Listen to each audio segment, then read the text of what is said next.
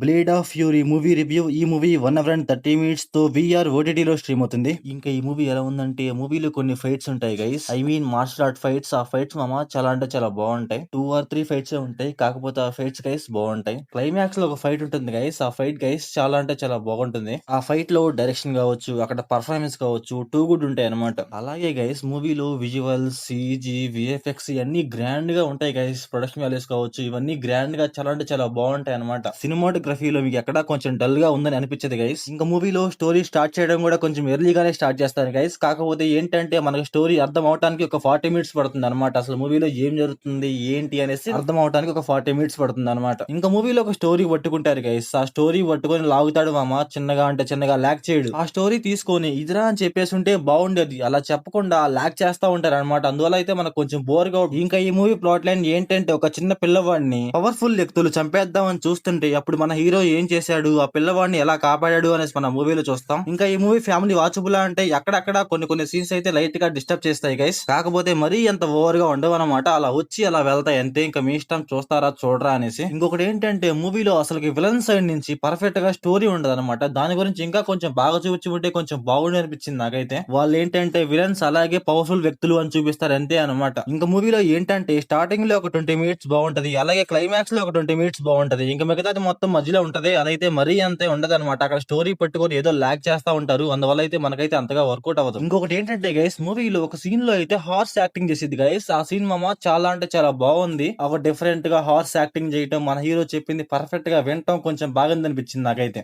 Literally ఏంటంటే ఆ horse కూడా ఒక యాక్టర్ లాగే.